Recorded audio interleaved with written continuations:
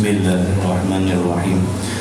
Alhamdulillahi rabbil alamin, arrahmanir rahim, maliki yaumiddin. Iyyaka na'budu wa iyyaka nasta'in. Ihdinas siratal mustaqim. Siratal ladzina an'amta 'alaihim ghairil maghdubi 'alaihim waladdallin. Bismillahirrahmanirrahim. Alhamdulillahi rabbil alamin, wassalatu wassalamu ala Rasulillah. Subhanaka la 'ilma lana إلا ما علمتنا إنك أنت العليم الحكيم. اللهم افتح علينا حكمتك وانشر علينا من خزائن رحمتك يا أرحم الراحمين. وصلى الله على سيدنا محمد وعلى آله وصحبه وبارك وسلم. الحمد لله رب العالمين. الحمد لله. أما بعد، والسلام عليكم ورحمة الله وبركاته. Sedang hadirin hadirat rahimakumullah, alhamdulillah, segala puji bagi Allah Subhanahu wa taala. Dengan rahmatnya kita dipertemukan semula oleh Allah di dalam taman syurga, di dalam majlis ilmu pada malam ini. Diharapkan para muhibbin sekalian, para pecinta majlis ilmu sekalian, di dalam rahmat dan redha Allah Subhanahu wa taala. Insya-Allah malam ini giliran kitab Faridatul Faraid. Muka surat berapa dah kita? 50. Terima kasih. 50.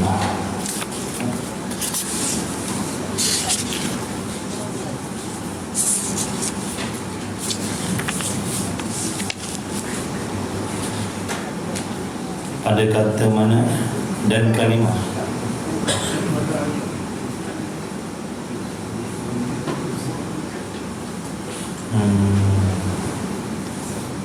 Kitab ni sama ke lain?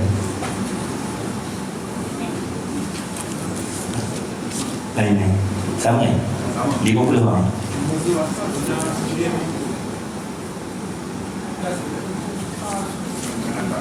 Tak sekali. Dan kaunuhu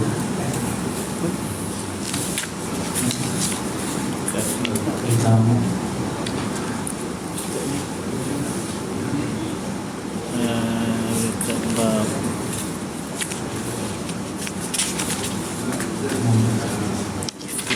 juga istiqal.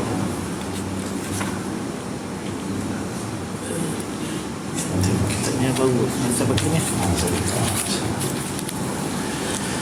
Bismillahirrahmanirrahim. Qala al-muallifu rahimahullah ta'ala wa nafa'ana wa iyyakum bi ulumihi wa bi ulumi masyayikhina fid darain. Amin ya rabbal alamin.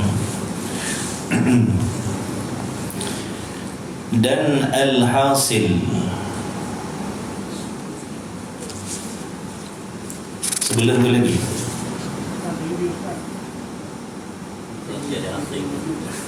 dan tiada hasil.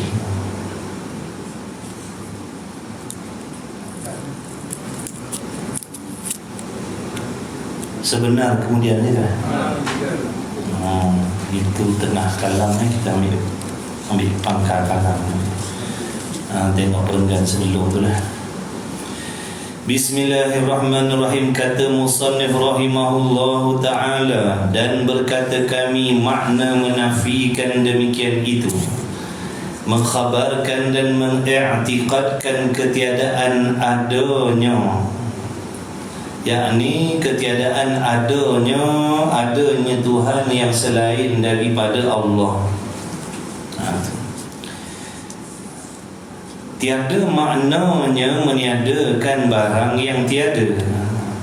Jadi dulu timbul soalan dalam kalimah tauhid la ilaha illallah, tiada Tuhan yang berhak disembah dengan sebenar-benar melainkan Allah, tiada Tuhan kecuali Allah.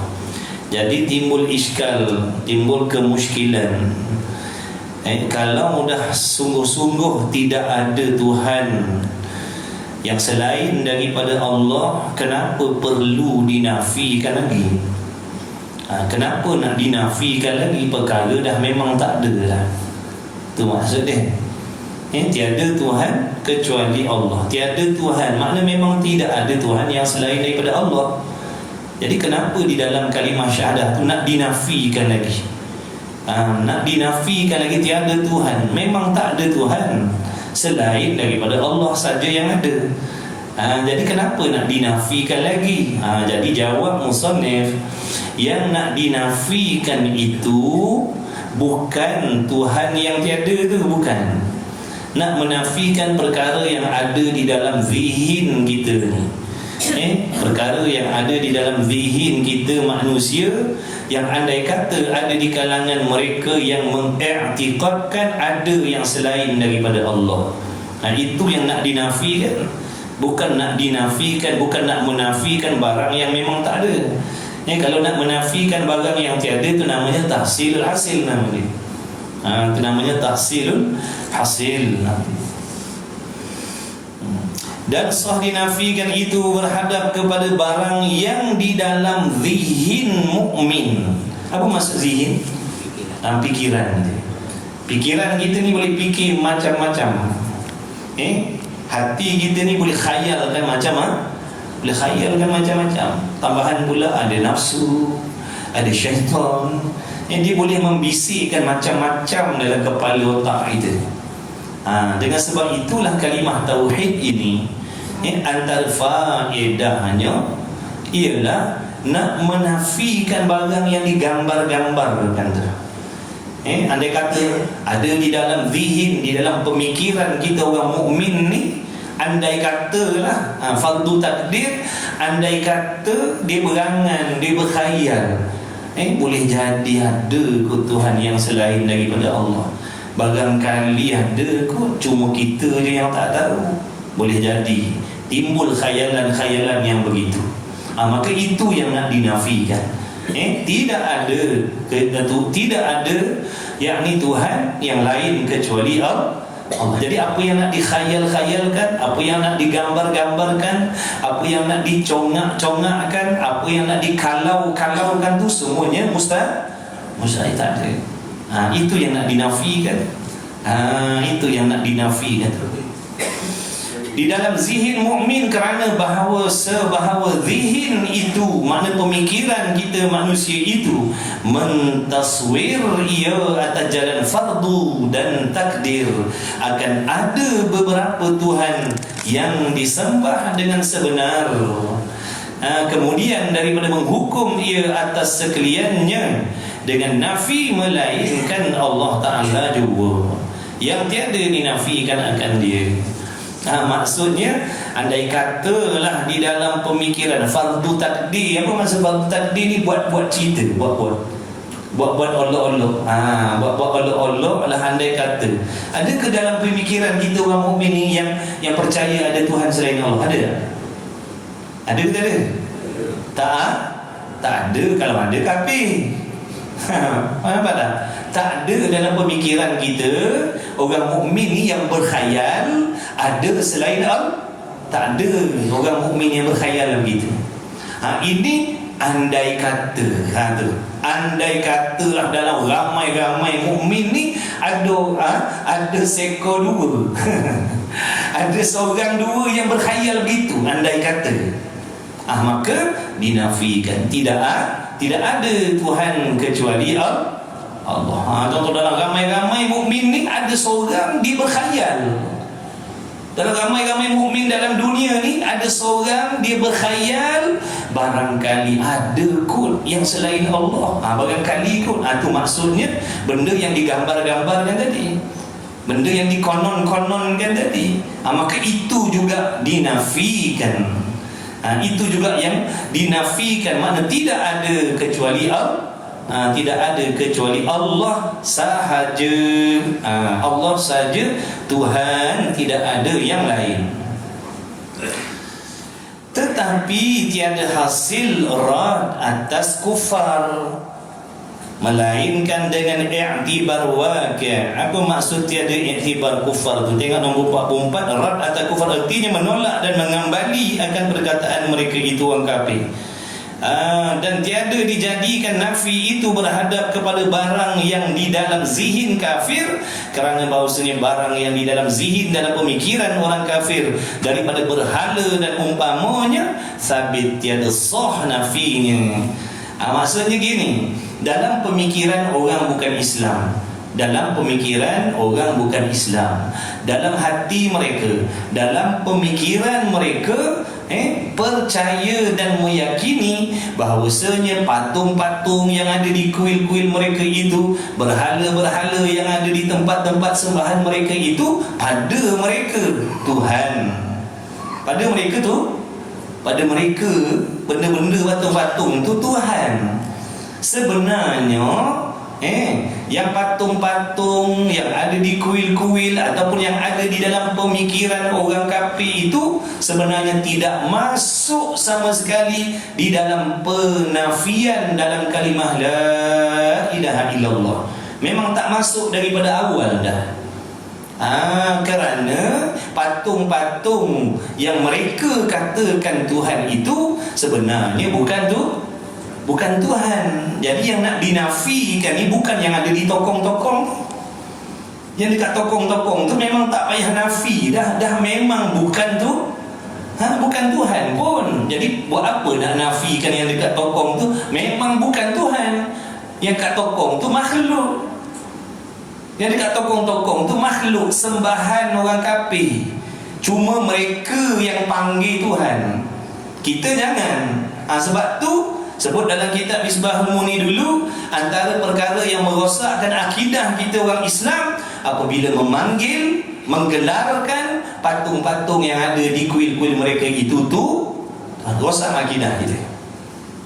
Rosak akidah kita. Maka jangan kita panggil Tuhan, walaupun disandarkan Tuhan orang Buddha contohnya. Tu dekat kuil sana tu, tu Tuhan orang Buddha.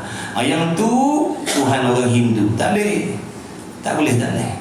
Tuhan ni hanya untuk Allah. Biasa dulu-dulu duk cakap macam tu. Baik dengan aku.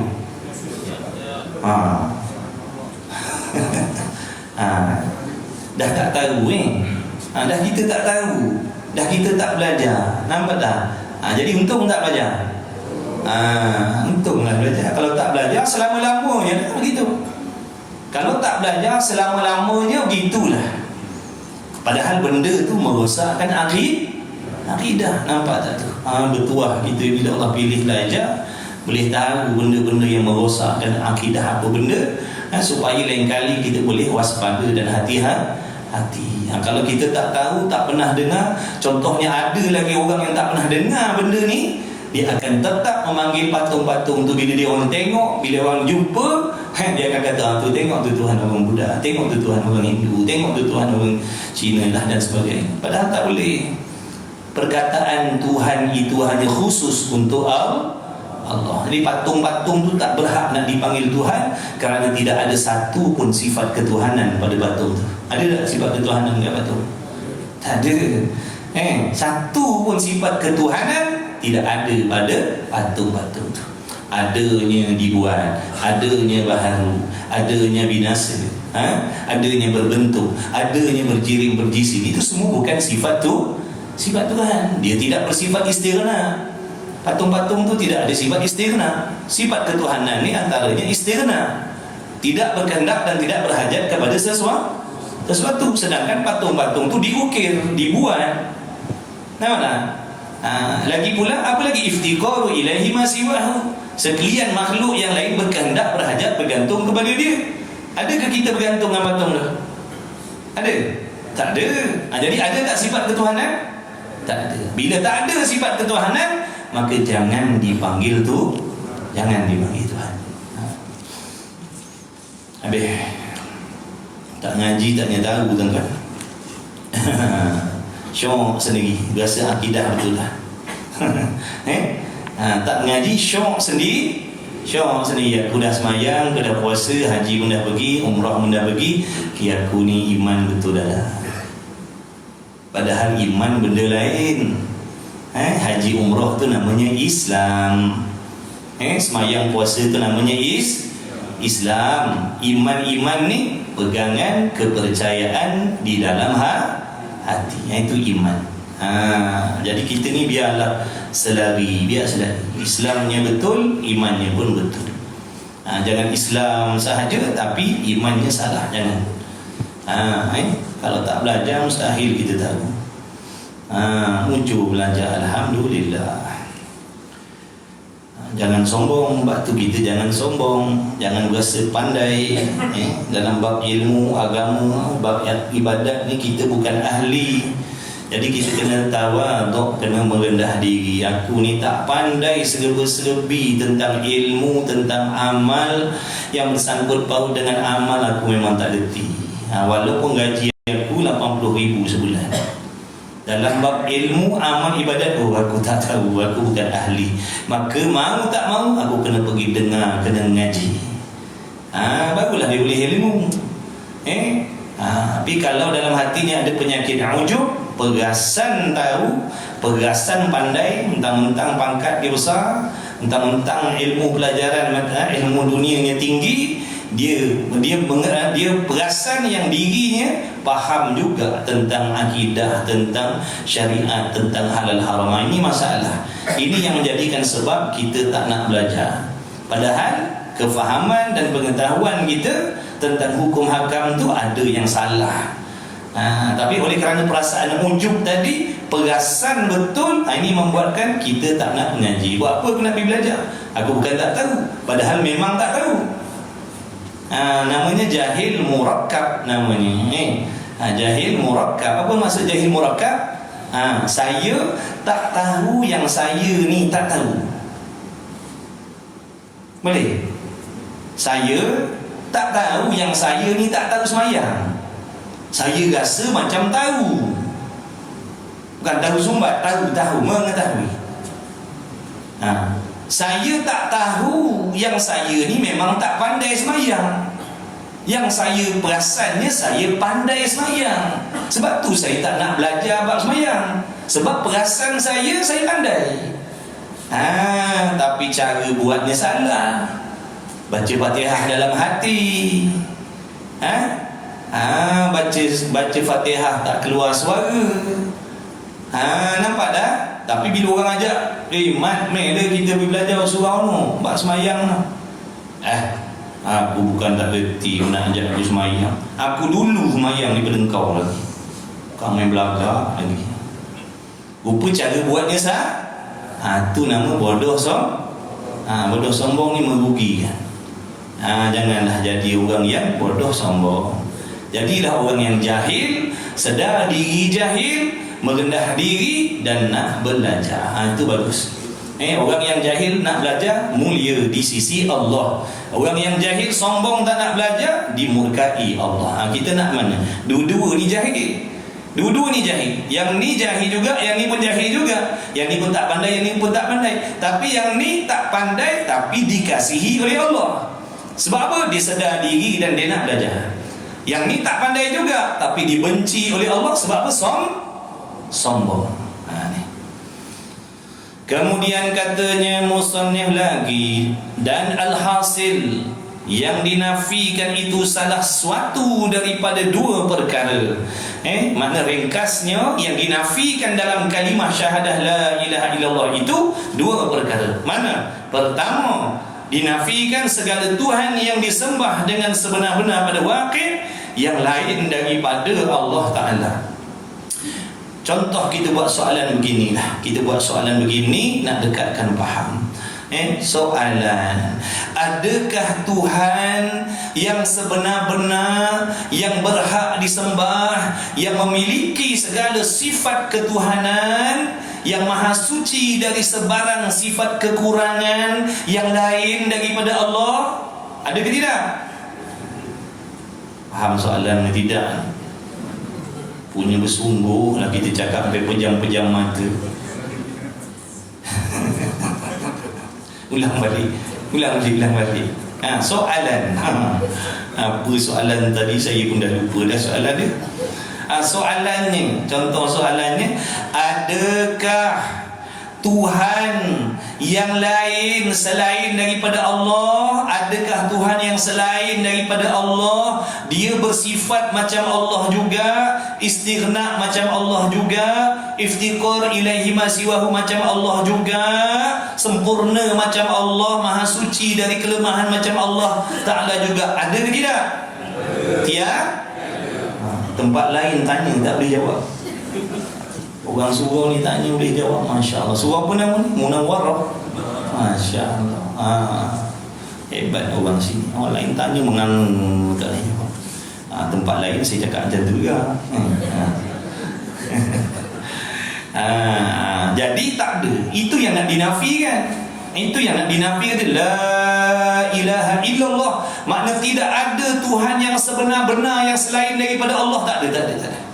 Yang sebenar-benar disembah, yang berhak disembah dengan sebenar-benar, tidak ada kecuali Allah saja yang sebenar-benar. Yang lain tidak ada. Tidak ada. Allah saja yang sebenar-benar yang berhak disembah. Adapun yang lain tidak ada, tak ada. Tidak wujud Tuhan yang lain yang sebenar nak disembah. Tidak melainkan Allah saja yang ketunggalan. Itu maksudnya. Yang kedua yang nak dinafikan, barang yang pada zihin mukmin yang mentaswir, yang menggambarkan akan banyak yang disembah dengan sebenar-benarnya. Ini yang nak dinafikan dalam pemikiran orang mukmin. Contohnya dalam pemikiran, dalam hati orang mukmin ni ada menggambar-gambarkan, ada mengkhayal-khayalkan Tuhan yang lain yang berhak disembah selain daripada Allah. Jawabnya tidak ada juga. Yang digambar-gambarkan dalam pemikiran, dalam hati itu tadi, andai kata ada yang lain macam Allah juga, pun tidak ada. Yang ada hanya Allah sahaja. Yang lain itu bukan Tuhan. Yang lain itu bukan Tuhan. Tuhan ni satu je. Tidak berbilang-bilang. Tidak berbilang-bilang Tuhan. Mana dalil tidak berbilang-bilang Tuhan? Tengok dalam bab wahdaniyah dulu. Ayat Quran pun ada banyak dah. Wa ilahukum ilahu wahid. Tuhan kamu Tuhan yang satu, bukan dua, bukan tiga, bukan empat. Apa makna satu? Tidak berbilang-bilang. Satu tu sifat ma'ani ke salbiah ke ma'nawiyah? Satu. Sifat salbiah ke nafsiyah ke ma'ani ke ma'nawiyah? Sifat salbiyah. Wahdaniyah tu sifat salbiyah. Apa makna keesaan? Apa makna ketunggalan? Apa makna satu? Makna satu ialah tidak berbilang-bilang. Paling kurang berbilang berapa? Dua. Paling kurang berbilang dua. Dua tu orang panggil berbilang. Kemudian katanya musannif, maka salah satu daripada dua inilah yang dinafikan dalam kalimah tu. Allah jangan masukkan ingat, Allah jangan dimasukkan dalam penafian itu. Jangan masukkan Allah sekali, rosak akidah nanti. Contoh gini, la ilaha illallah yang dia faham begini, la ilaha illallah, tiada Tuhan, masuk Allah sekali. Waktu disebut tiada Tuhan, masuk Allah sekali dalam Tuhan yang pertama disebut tadi. Jangan. Yang dikata tiada Tuhan ni mana yang selain Allah. Yang selain Allah, Allah jangan masukkan situ. Allah ada dalam hati kita ni. Sewaktu kita menyebut tiada Tuhan, dalam hati kita beriman Allah saja Tuhan yang ada, Allah saja yang berhak disembah dengan sebenar-benar. Yang kita sebut tiada Tuhan ni makna yang lain. Ingat tak itu saya bagi contoh duit? Itu bagi contoh duit, tak ingat? Bagi contoh duit, takkan tak ingat duit? Duit lah yang kita paling ingat sekali. Tiada duit. Saya ada RM10, sampai kat kereta tu kan nak balik, ada budak minta. Dia kata, Ustaz, nampak Ustaz ni macam pemurah aja, nak RM5. Saya kata, minta maaf tadi, tak ada duit. Apa maksud tak ada duit? Yang nak bagi, yang nak bagi dia tu yang tak ada. Dalam poket ada RM10 kan, nak singgah beli apa benda. Makna yang saya kata tak ada duit, bukan saya maksudkan yang dalam poket. Faham tak? Tak ada duit yang nak bagi. Waktu saya kata tak ada duit tu tadi, saya sedar, saya tahu, saya yakin, saya faham dalam poket ada RM10. Cuma saya kata tak ada duit, makna yang nak bagi kamu tu yang tak ada. Dalam poket ada. Bukan saya kata tak ada duit tu dalam poket-poket sekali, hilang sekali. Mana boleh pula macam tu? Bohonglah saya. Kalau saya kata tak ada duit dalam poket pun tak ada, bohong. Dalam poket ada lah. Cuma yang nak bagi tu yang sama macam ni tadi. Tiada Tuhan, Allah tak masuk. Tiada Tuhan, Allah tak masuk.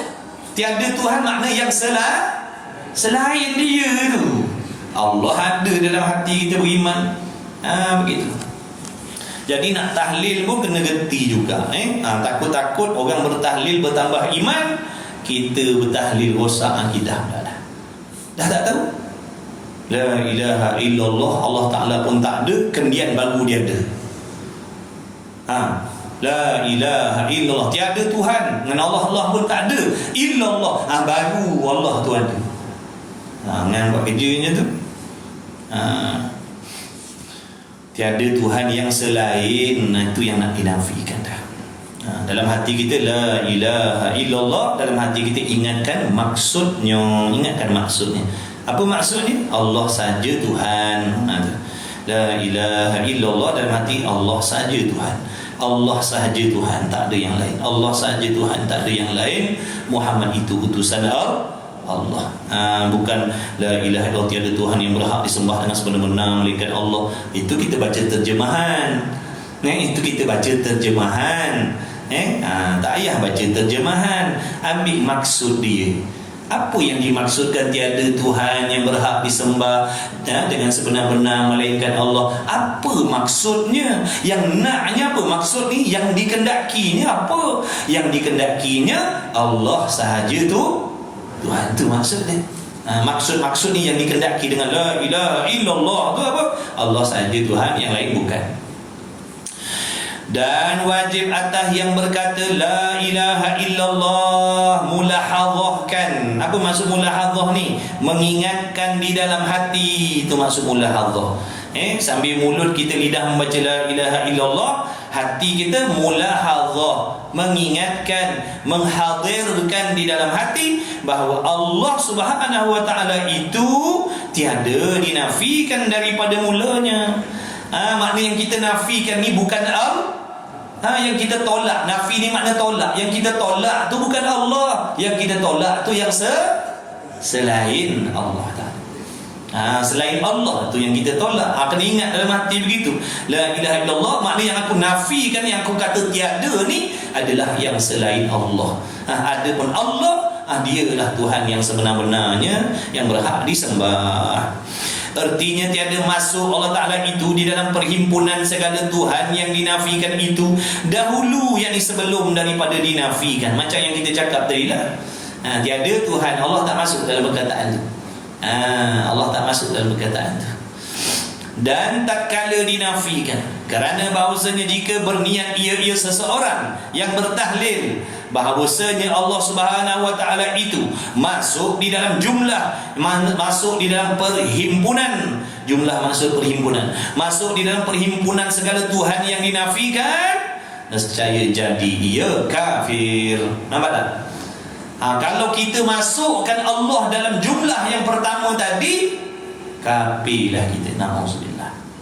Jadi jangan dimasukkan. La ilaha illallah, tiada Tuhan makna yang selain Allah. Allah tak masuk dalam yang pertama lah. Jangan dimasukkan Allah sekali. Kalau masukkan sekali dengan Tuhan-Tuhan yang selain Allah tu, masukkan sekali Allah di situ juga, kita maksudkan Allah juga situ, jadi rosak akidah, rosak iman, jadi kafir. Na'udzubillah. Maka kata illallah artinya melainkan Allah Ta'ala itu qarinah atas barang yang dikehendaknya pada permulaan, bahwasanya Allah Subhanahu wa Ta'ala itu tiada masuk di dalam segala Tuhan yang dinafikan itu. Jadi Allah Subhanahu wa Ta'ala tidak termasuk di dalam kumpulan Tuhan yang dinafikan itu. Allah tak masuk dalam kumpulan Tuhan yang dinafikan. Kemudian kata musannif, ketahui olehmu wahai mukallaf, pula bahawasanya mentauhidkan Allah Ta'ala, mengesakan Allah Ta'ala, menunggalkan Allah Ta'ala dengan kalimah la ilaha illallah, itu manakala disebutkan atau disuratkan, ditakdirkan kemudian daripadanya akan Muhammadur Rasulullah. Maknanya tiap kali kita menyebut la ilaha illallah, dalam hati kita mesti mengingat Muhammad itu utusan Allah, supaya dia tak berpisah daripada pasangan dia tu. Dua kalimah syahadah tu. Mulutnya la ilaha illallah, tak sebut Muhammadur Rasulullah. Lidahnya menyebut la ilaha illallah saja. Muhammadur Rasulullah kita tak sebut, tapi dalam hati kena datangkan Muhammadur Rasulullah. Makna dalam hati kita beriman. Waktu kita menyebut la ilaha illallah, dalam hati kita Allah sahaja Tuhan dan Muhammad itu adalah utusan Allah. Nak membezakan kita dengan orang Yahudi, orang Nasrani, yang mana mereka tidak mempercayai Rasul. Sebab tu nak kena bawa datang juga Muhammad sallallahu alaihi wasallam. Muhammad itu utusan Allah. Dan jika tiada ditakdirkan demikian, itu nescaya bersekutu tauhid kita dengan tauhid umpama Yahudi, seperti menyebut dia oleh setengah mereka itu. Ada setengah orang Yahudi duk beriman kepada Allah, dia percaya Allah Tuhan, yang dia tak percaya Muhammad. Sebab tu dia jadi kafir. Dia tak percaya Muhammad, Allah dia percaya. Yang dia jadi kafir tu sebab dia hanya beriman dengan Allah, tetapi tidak beriman dengan Nabi kita Muhammad sallallahu alaihi wasallam. Itulah faedahnya kenapa kita ni sewaktu kita bertahlil, sewaktu kita menyebut la ilaha illallah, ingatkan sekali dalam hati kita tiada Tuhan kecuali Allah, ataupun Allah Ta'ala sahaja Tuhan dan Muhammad itu utusan Allah. Nak membezakan pegangan kita dengan pegangan umpama orang Yahudi. Dan wajib atas tiap-tiap mukallaf diterimakan sekalian barang yang didatangkan dengan dia barang oleh Rasulullah sallallahu alaihi wa alihi wasallam pada segala pekerjaan agamanya. Jadi mana-mana orang yang mukallaf. Siapa dia mukallaf ni? Mukallaf ni orang yang berhimpun padanya 4 perkara. Yang pertama, dia berakal. Yang kedua, dia baligh. Yang ketiga, sampai umur. Yang ketiga, sampai seruan agama pada diri dia. Yang keempat, dia boleh mendengar atau boleh melihat. Jadi mana-mana manusia atas muka bumi Allah Ta'ala ni, tak peduli apa pun bangsa dia, Melayu, Cina, India, Arab, ikutlah, tak peduli apa bangsa, apabila pada diri dia ada benda ni, 4 benda ni berhimpun pada diri dia, dia mukallaf. Dia adalah orang yang dipikulkan, diberatkan, ditambatkan dengan hukum hakam Allah. Dia tak boleh lari. Kalau dia buat, dia dapat pahala. Kalau dia menentang, kalau dia ingkar, dia tak buat, dia tetap dihukum berdosa. Sebab apa? Dia mukallaf. Bila sebut mukallaf, keluarlah yang tidak mukallaf. Yang tidak mukallaf, tak nak taat perintah Allah, tak ikut hukum hakam Allah, tidak ada dosa bagi diri dia. Mana contohnya yang tak mukallaf? Anak-anak kita yang mumayyiz tu. Anak-anak kita yang mumayyiz. Apa makna mumayyiz? Anak-anak kita yang dah cerdik itulah. Mumayyiz ni makna dia dah cerdik. Dia boleh beza biskut dengan tai. Bagi tai dia tak mau. Bagi chips mu dia nak. Dia boleh beza. Dia boleh beza. Dia bijak cerdik dah. Cuma tak keluar mani, tak keluar haid lagi. Tapi dia cerdik dah. Boleh beza bersih kotor dah. Boleh basuh berak sendiri dah. Mumayyiz dah tu. Dia tak semayang, tak ada masalah. Dia telanjang pergi tepi-tepi taman, tak apa, jangan orang tua.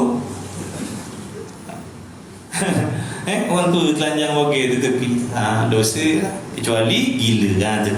Dia gila, dia tua tapi dia tak berakal. Dia tidak mukallaf. Jadi tak berdosa kalau dia tak tutup aurat panjang-panjang jalan. Dia tak berdosa.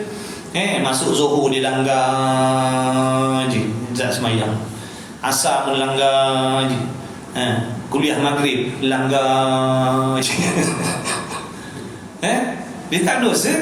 Dia bukan mukallaf. Tapi yang ada 4 ni, siap. Yang ada 4 syarat ni pada diri dia, tak kira laki-laki, tak kira perempuan, kaya miskin, bila dia tak buat apa yang Allah suruh atau dia langgar yang Allah larang, maka adalah hukuman bagi diri dia. Adalah hukuman dosa bagi diri dia. Kalau dia buat, diberi pahala oleh Allah. Tapi syarat buatnya betul. Cara buatnya tu betul lah, melengkapi syarat, rukun, ikhlas, akidah betul, diberi pahala. Tapi kalau dia tak nak buat, berdosa. Berdosa lah. Walau mana dia pergi sekalipun, dia tetap mukallaf. Dia nak naik ke bulan contohnya, dia tetap mukallaf. Dia kata bosan lah duduk taman terendah ni, nak kena semayang lah, keluar rumah nak kena tutup aurat lah, rimah lah. Kebetulan dia orang kaya pula, dia buat roket satu, dia naik ke bulan sana. Tetap dia terikat dengan hukum hakam Allah. Tetap dia terikat dengan hukum hakam Allah. Sebelum dia naik ke bulan tu, dia kena belajar bagaimana cara nak beribadat dekat bulan tu. Sebab dia nak pergi situ, dia tetap kena semayang. Jadi macam mana nak semayang kat bulan tu? Dia kena belajar. Jangan tanya kita tak pernah pergi. Macam mana nak semayang kat bulan mana aku tahu. Maknanya bila dia nak pergi situ, dia kena belajar lah. Sebab sampai situ dia wajib semayang juga. Bukan maksud dia dah sampai ke bulan dia tak payah semayang. Sebab ada saya jumpa seorang dereba kapal terbang. Tu dereba kapal terbang, Pilot orang putih cakap betul. Pilot ke pilot? Pilot lah. Dia pilot. Berborak depan macam ni. Dia kata kita ni ustaz, sebenarnya hukum hakam Allah ni kita kena buat dekat bumi. Bila kita naik ke atas udara, hukum Allah dah tak perlu lah. Sebab Allah suruh makhluk di bumi. La ilaha illallah. Tengok tu, dreba kapal terbang jangan main-main. Ingat peringkat tadika ke pelajaran dia. Habis 200-300 ribu nak belajar, tiba-tiba rosak pula akidahnya. Na'udzubillah. Tu bahaya tuan-tuan. Agama ni kena belajar semua. Barulah bila ada agama ni akan jaga yang lain-lain. Kau jadi kaya ke, kau akan miskin ke, kau orang sederhana ke, kau akan tetap berada di dalam landasan dia. Sebab dijaga oleh agama. Tapi nampak tak, bila memperlekehkan agama, tak nak ambil berat, tak nak belajar fardu ain, bila cerdik terlajak jadinya tu. Terlajak tu. Dia kata kita bila dah naik atas udara, macam angkasawan ke, bawa kapal terbang ke, dia dah tak berada di atas muka bumi, dah tak wajib dah. Serius si muka dia cakap. Muka dengan penuh keyakinan dia. Nak lempangkan orang tua ke? Itu dia. Apa nak kata kan? Mudah-mudahan diberi hidayah, tak tahulah. Macam tu pahaman ni. Nampak tak tu? Dah mukallaf, kau naik mana ke bulan, ke planet Pluto ke planet Zuhar ke, tetap kau kena semayang sampai waktu. Macam mana nak tahu waktu Zuhur atas langit tu? Belajar. Adalah cara kaedah ni. Tanyalah ulama fiqh tau. Habis. Kemudian katanya muslim dan wajib tiap-tiap mukallaf terima segala barang yang didatangkan oleh dia barang oleh Rasulullah SAW. Makna apa sahaja yang dibawa, yang dikhabarkan, yang diceritakan oleh junjungan besar Nabi kita Muhammad sallallahu alaihi wasallam, sama ada perkara yang dikhabarkan oleh Rasul itu sampai di pikiran kita ataupun tak sampai di pikiran kita, ataupun benda tu muafakat dengan keinginan nafsu kita setuju, ataupun benda tu bertentangan dengan hawa nafsu kita, wajib kita membenarkan. Wajib benarkan. Nak buat tak nak buat nombor 2. Ini cerita iman. Faham baik-baik. Ini cerita iman. Nak buat tak nak buat nombor 2. Paling penting hatinya terima dan setuju apa yang dibawa oleh Rasulullah sallallahu alaihi wasallam. Contohnya Rasul bawa tentang semayang, satu hari kena semayang 5 waktu sehari semalam. Tiba-tiba semayang 5 waktu ni bertentangan dengan nafsu. Nafsu tak nak, nafsu tak suka, nafsu tak rela. Yang nafsu naknya duduk relax, tak payah semayang. Itu nafsu. Siapa-siapa pun macam tu. Dah memang nafsu ni takkan setuju dengan ibadah. Betul tidak? Mengaji, nafsu suka tak? Jujur lah. Mana ada suka? Nampak tu kalau dalam grup wasabi kata cuti kelas kan kita seronok. Tu mana menunjukkan nafsu memang tak suka. Nafsu memang tak suka. Nafsu memang tak suka. Iya. Tak kira lebay tak peduli. Nama nafsu memang tak suka. Dah memang terbiak nafsu, memang takkan setuju dengan perintah Allah. Tapi iman kita, hati kita tetap yakin, percaya dan setuju bahawasanya solat 5 waktu sehari semalam itu adalah hukum yang sebenar-benar daripada Allah, walaupun kita tak buat. Jadi kita tak buat, berdosa. Hati percaya, setuju, beriman. Kalau tak buat sebab hati tak setuju, kafir. Faham tak? Dia kata aku tak semayang ni bukan apa, aku memang tak setuju hukum tu. Bukannya betul semayang 5 waktu ni. Contoh, dia tak solat sebab hati dia memang tak setuju dengan hukum tu, maka kafir. Kalau dia tak solat tapi hati setuju, aku setuju hukum tu memanglah betul, setiap orang Islam kena semayang 5 waktu sehari semalam, tapi aku ni tak semayang sebab belum terbuka pintu hati. Dia kata begitulah, tak terbuka pintu hati lagi. Maknanya dia beriman tapi berdosa besar. Beriman tapi berdosa besar. Begitulah juga dengan Nabi bawa apa dalam Quran. Semua barang, semua benda ada dalam Quran. Hudud tak hudud, semua ada dalam Quran. Maka sebagai orang beriman, wajib setuju dengan hukum hakam Allah. Tak nak buat, nombor 2. Tak nak buat, nombor 2. Tapi pastikan tak nak buat tu kenapa? Tak nak buat kenapa? Tak nak laksanakan semayang kenapa? Tak nak laksanakan tutup aurat bila keluar rumah kenapa? Tak nak puasa bila sampai Ramadan tu kenapa yang tak nak buat tu? Kalau ada alasan malas ataupun belum tergerak hati nak buat, maknanya dosa besar. Tapi kalau tak nak buat sebab hatinya memang tak percaya hukum tu, kafir. Jelas Yalah, takut nanti kena tanya. Makna hati mesti terima, setuju. Aku setuju dengan hukum semayang, setuju dengan hukum ini, setuju dengan hukum tu. Kalau tak setuju, hati tak percaya, hati tak terima, kafir. Na'udzubillah min dzalik. Kemudian katanya musannif lagi, daripada segala pekerjaan agamanya dan percayakan dengan sekalian barang yang mengkhabar ia Rasul sallallahu alaihi wasallam dengan dia daripada sekalian yang ghaib. Apa saja perkara yang ghaib yang tak boleh kita lihat dengan mata kepala, yang tak boleh kita lihat dengan mata kasar kita, padahal benda tu diceritakan oleh Rasulullah SAW, dikhabarkan, wajib kita percaya. Contohnya tentang Nabi ceritakan tentang kisah umat dulu-dulu.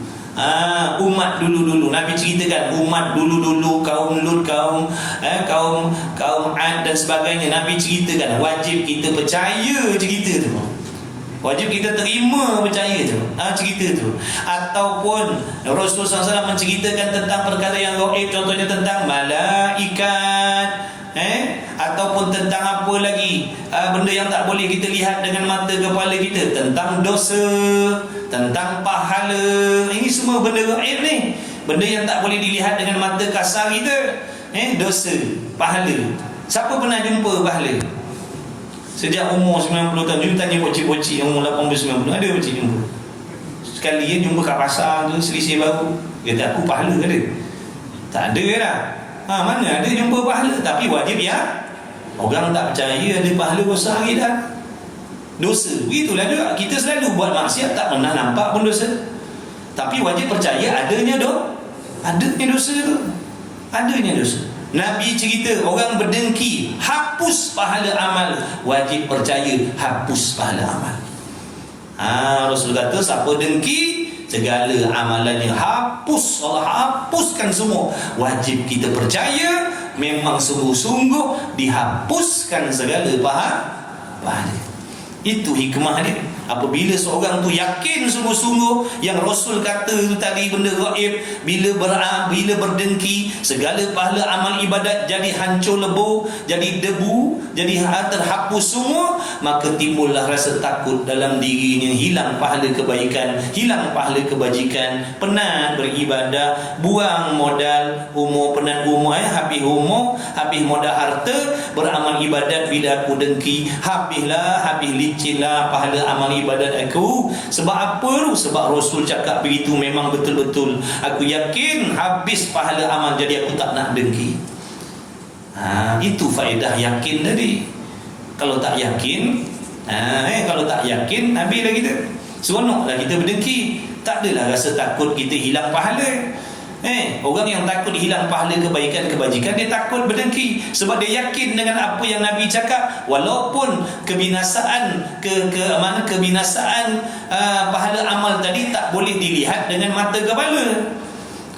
Walaupun Nabi kata orang berdengki hapus segala pahala, walaupun tak nampak hapus pahala tu, tapi oleh kerana mata hatinya terang, mata hatinya bercahaya, dia akan yakin dengan apa yang Rasul khabarkan. Kalau aku berdengki sesama saudara aku, sesama Muslim ni, nescaya habislah segala pahala amal ibadat yang aku dah buat. Tak kira haji tak haji, umrah tak umrah, wakaf tak wakaf, mengaji tak mengaji, mengajar tak mengajar, tak peduli, semuanya Allah Ta'ala, Nabi kata, hapus binasa macam api memakan kayu kering, takkan tinggal apalah yang akan jadi pada aku seandainya ada penyakit dengki ni dalam hati aku. Lepas tu datang pula ajal, datang pula kematian, dah tentu aku mati tanpa membawa sebarang bekalan. Nanya tak kita? Nanya kita, penat je kita mengaji, mengajar, semayang, mulai kuliah. Sebab tu kita kena faham betul-betul Nabi cakap tu bukan cerita olok-olok nak seronok-seronok, memang sungguh wajib kita percaya. Nabi kata dalam hadis sana tu, orang yang berdengki ni Allah hapuskan pahalanya seperti api memakan kayu kering, tak tinggal apa lah. Tak tinggal apa, percayalah, tak tinggal apa. Kalau dalam keadaan dia tak bertaubat lagi daripada dengki itu, andai kata datang ajalnya, takkan ada pahala yang dibawa, melainkan dosa dah tentu kita bawa. Jadi takutlah berdengki, jangan berdengki. Apa maksud dengki? Tak suka, tak seronok, tak setuju melihat orang lain diberi nikmat oleh Allah. Dalam hati rasa tak seronok. Bila saudara kita senang, kita rasa sakit hati. Itu dengki. Mengharap-harap hilang nikmat yang ada pada saudara-saudara kita, sama ada nikmat yang bangsa dunia ataupun nikmat yang bangsa akhirat, nikmat yang bangsa agama. Bila tengok saudara kita contohnya bahagia rumah tangga dia, kita mengharap-harap mudah-mudahan bercerai-berai lah. Itu dengki. Habis pahala dah tu, habis dah, tak tinggal apa dah.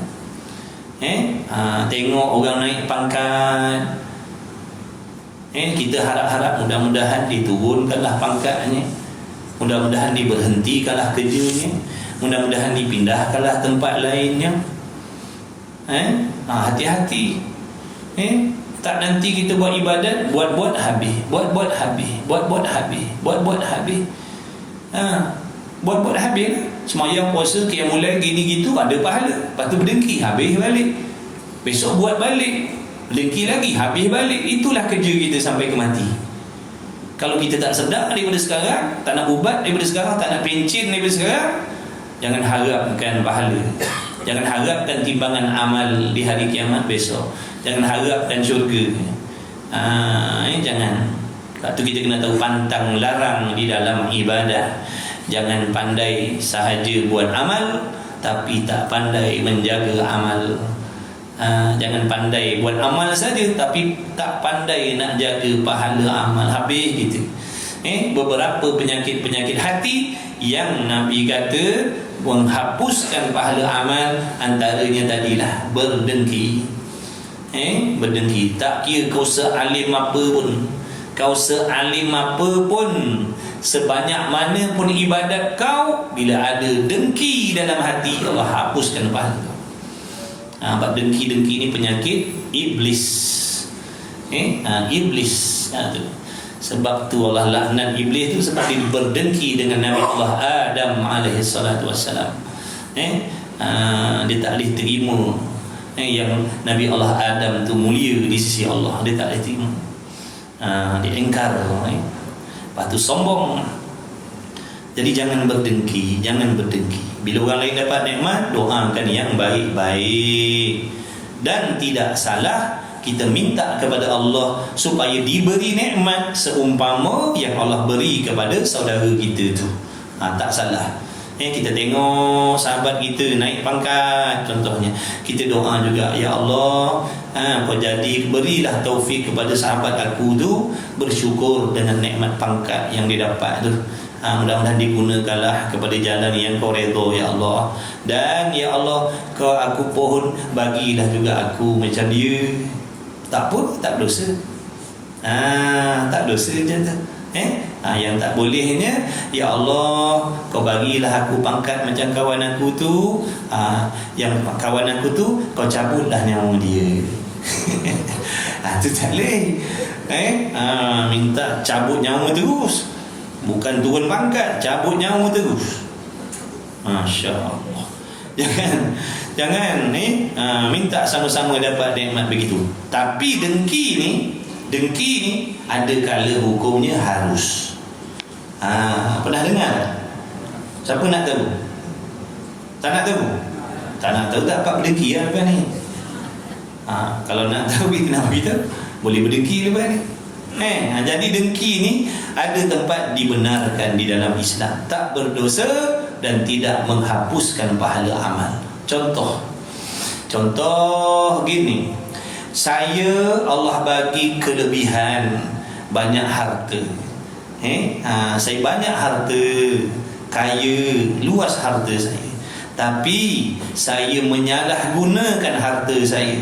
Saya gunakan harta kekayaan saya untuk melakukan kemaksiatan. Lalu timbul di dalam hati tuan-tuan ni harapan, keinginan, ya Allah, kau tariklah nikmat kaya dia tu supaya dia berhenti daripada buat maksiat. Kau tariklah nikmat pangkat, jawatan, kekayaan yang ada pada saya, supaya dia tak boleh dah nak buat benda-benda maksiat dengan kekayaan itu, ya Allah. Maka itu hukumnya harus tidak berdosa. Baik, buktinya mana? Dengki yang harus tadi.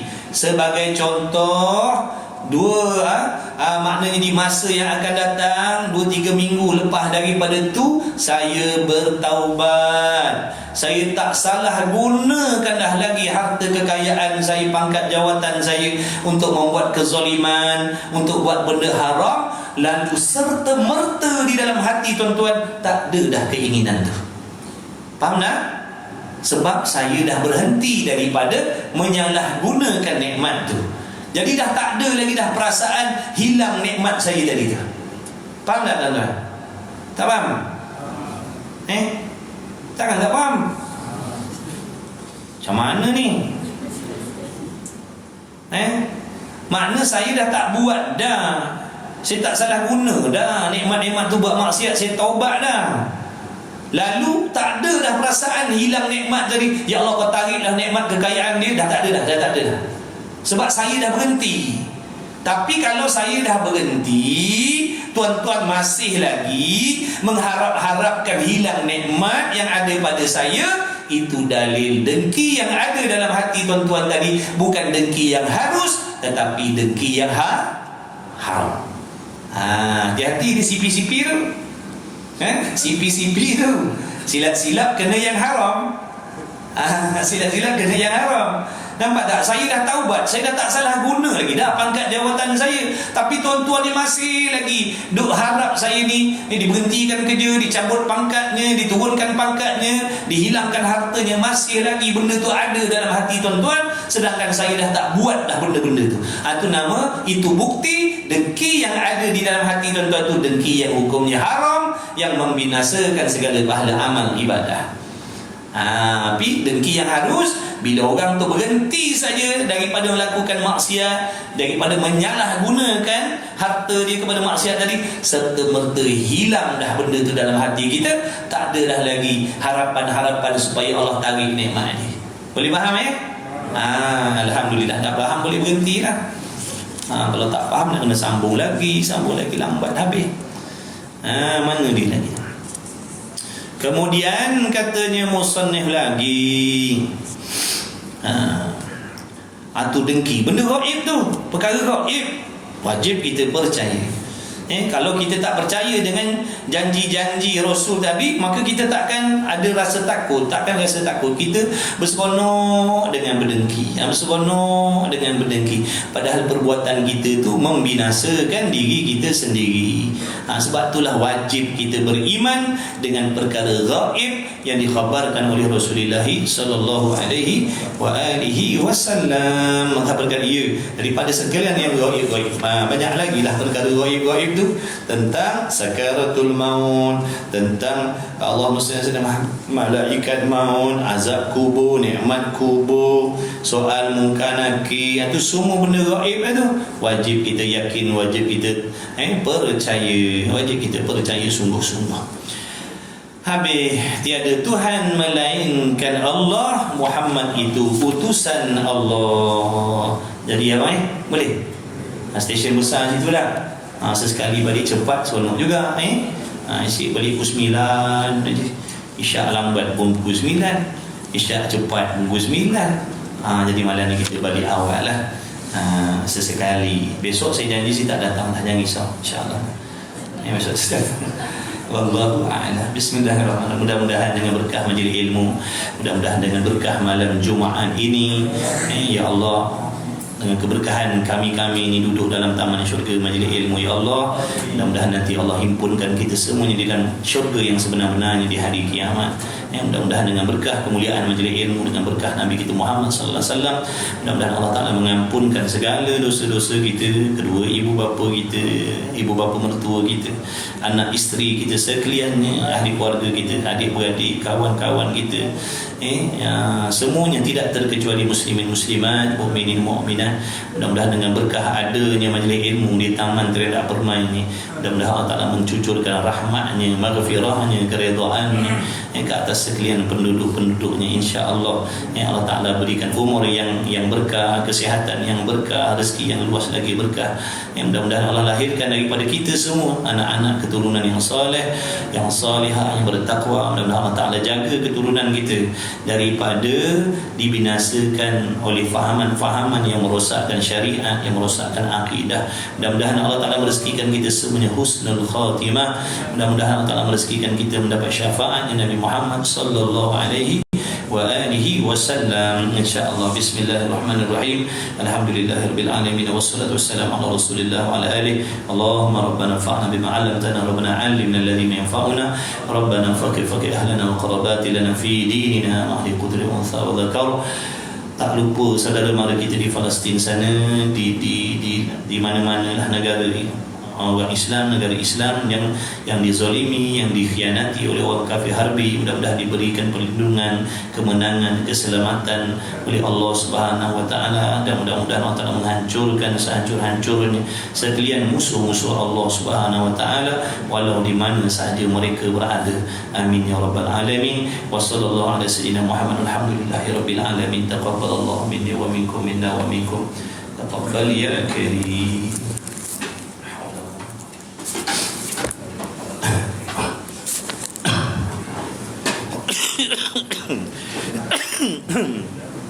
Astagfirullah. Kitab saya ambil kitab pula.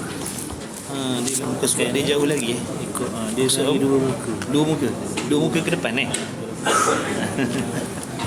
dah ada kata warna oren. Terima kasih. Alhamdulillah. Jom solat insya-Allah.